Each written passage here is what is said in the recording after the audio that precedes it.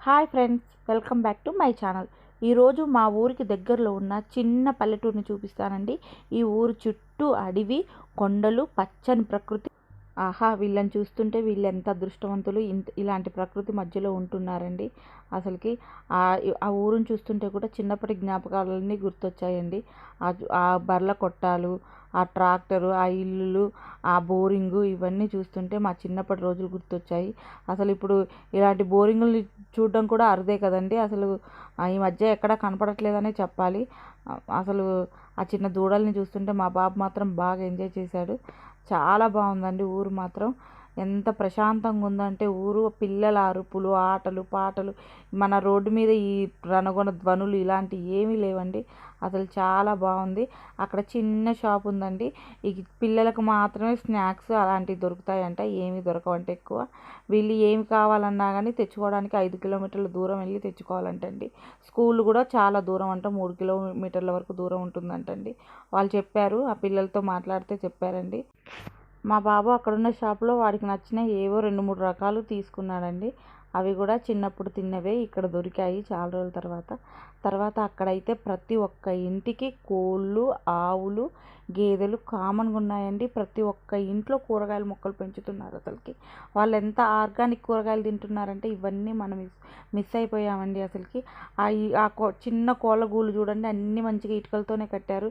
చూడండి ఎంత బాగున్నాయో అసలుకి. అవన్నీ ఇవన్నీ మేకలవి. అసలు చాలా చాలా బాగా అనిపించాయండి. అసలు చూడండి, ఈమె 2 బిందెలు మోస్తుంది ఒకేసారి. నాకు కొంచెం అంత బరువు మనమైతే మొయ్యలేం కదా, వాళ్ళు మోస్తుంటే నాకు విచిత్రంగా అనిపించి ఆమెని తీసానండి. అసలుకి వాళ్ళు కూడా నేను వీడియో తీస్తుంటే ఏదో అనుకొని మంచిగా తీయమని ఎంకరేజ్ చేశారండి నన్ను. ఆ కోడిని చూడండి ఎంత ముద్దుగా కూర్చుందో, అందుకే కోడి పిల్లల్ని కూడా తీశాను అసలుకి. తర్వాత తను మా ఇల్లు చూద్దురు రండి అంటూ లోపలికి తీసుకెళ్ళిందండి. అలానే వాళ్ళ ఇల్లు చూసుకుంటూ వీడియో తీశాను. ఇల్లులు అయితే చాలా సింపుల్గా ఉన్నాయి, కానీ చాలా కలర్ఫుల్గా చాలా బాగున్నాయండి. వాళ్ళ పెయింట్లు ఇట్లా ఇంటికి చాలా బాగా తీసుకున్నారు. వాళ్ళ బాబు కూడా చాలా క్యూట్గా ఉన్నాడు. లోపలికి వెళ్ళాము. లోపల మాత్రం ఎక్కువ లైటింగ్ లేదు, ఎందుకంటే అక్కడ మనంత లైటింగ్ ఇంకా రాలేదండి పాపం. వాళ్ళు ఉన్న దాంట్లో మాత్రం చాలా నీట్గా చాలా బాగున్నాయండి ఇల్లులు. లోపల వాళ్ళు ప్రతి ఒక్కళ్ళకి ఇంట్లో మాత్రం కామన్గా టీవీ, మంచి బీరువాలు అన్నీ ఉన్నాయండి. చాలా బాగున్నాయి వాళ్ళ ఇల్లులు కూడా. కాకపోతే ఇంకా మనంతా సెల్ఫులు గిల్పులు అలాంటివి ఏం లేకుండా సింపుల్గా ఉన్నాయి. తర్వాత వాళ్ళ ఇంటి వెనక్కి వెళ్ళామండి. ఇంటి వెనక కూడా మొత్తం తిరిగి చూసాము. ఇంటి వెనక కూడా అన్ని మొక్కలు ఇంకా వెయ్యలేదంట, వేయడానికి ఇప్పుడే క్లీన్ చేస్తున్నారంట, సీజన్ కదా, తీసేశారంట. ఇప్పుడు తీసేసి మళ్ళీ వేస్తున్నాము అని చెప్పారండి. లోపల ఇంట్లోంచి వెనకకు దారి ఉంది. ఇది వాళ్ళ దేవుడు గదంట. దేవుడు గది చూడండి చాలా చీకటిగా ఉంది.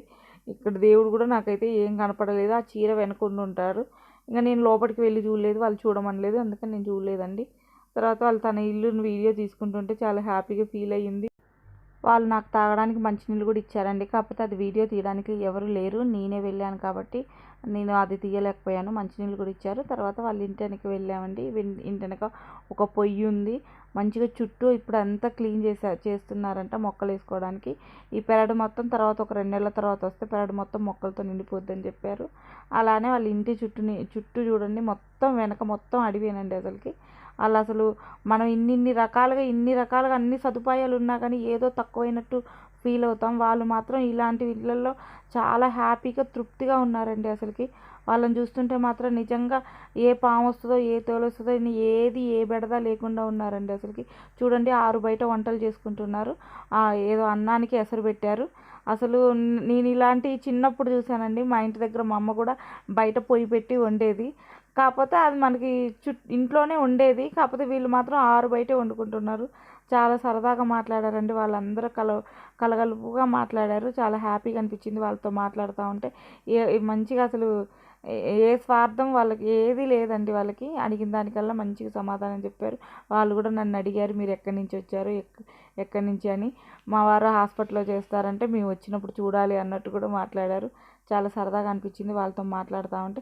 కాసేపు అలా ఎంజాయ్ చేసి మా బాబుతోటి మా పిల్లలతోటి అలా ఇంటికి చేరుకున్నామండి. మొత్తానికైతే ఈరోజు ఇలా గడిచిపోయింది.